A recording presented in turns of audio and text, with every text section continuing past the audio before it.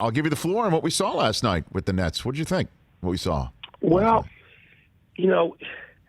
it's so weird. I mean, I don't think anything that they do will be enough until the real time to judge them, which is the spring. We got a lot of time between now and then. Because look, that's their proving ground. And we talked yesterday. You mentioned Tony. We talked yesterday about Tony said, "What will be enough for you tonight?" And I said, "There won't be. There's nothing they can do tonight," meaning last night. Nothing, because Kyrie Irving's already hit a shot to win a championship, so he's already done that. Durant's already won 2 Finals MVPs. He's done that.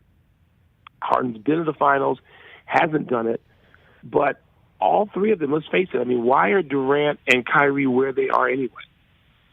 Because to some extent, they wanted to prove that they could win a championship being the person, the guy. Because Durant joined a group that had already won 2 titles. Obviously, Kyrie was playing with LeBron, and Harden hasn't won. And so this is one of the things that, players talked very openly about those guys going to Brooklyn even before it happened, and that they were saying this is what those guys are saying. And I don't believe all those players around the NBA were making that up or lying. I don't believe that. I believe that they felt that or heard that directly from these 3. So, or from the 2, from Durant and Kyrie. So what can they do? I mean, I don't know. They could win 20 in a row.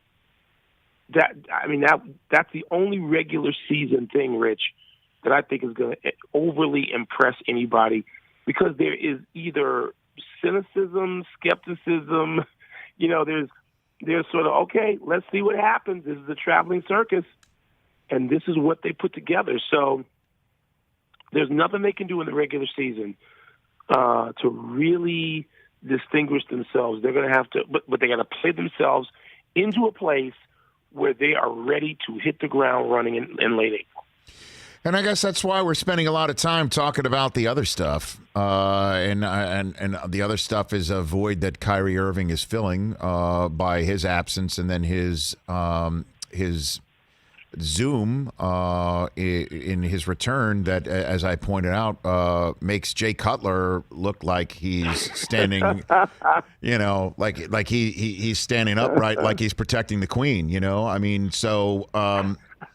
What are you? Where do you stand on that subject matter? I don't trust Kyrie Irving. I don't trust him. There's no reason to. He's done too many things to go the opposite way of earning trust. I don't buy him.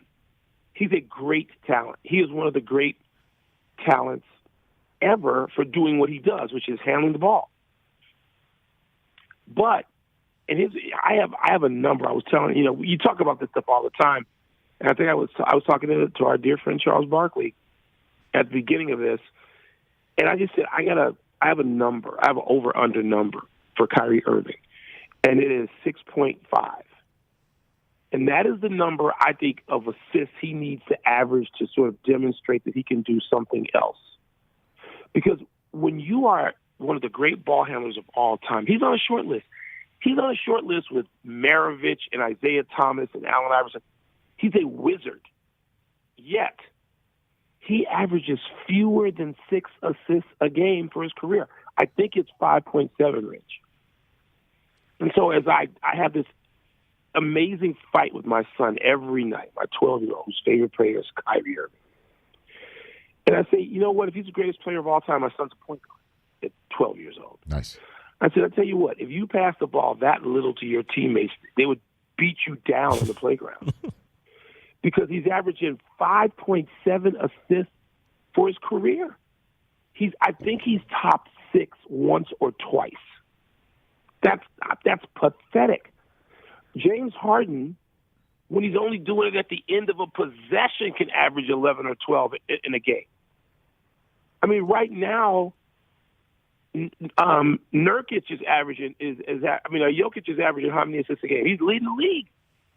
At 7 feet tall, you cannot ignore teammates or not ignore it, not incorporate them as much as Kyrie fails to incorporate them and not have eyebrows raised. I made my son read out loud the year by year assist averages of John Stockton.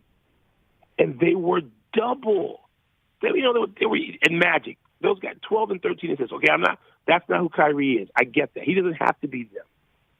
But if he's going to have the ball in his hands that much, it ain't going to be 5.7. That's not going to work with Kevin Durant and James Harden on your team. So I want to see that. I want to see what happens when they hit a speed bump or two. And the players in the league who are not seduced by them are thinking and saying, privately at least, Rich, the same sorts of things. Hey, you watched all the way to the end. Thanks for that. Watch more right here.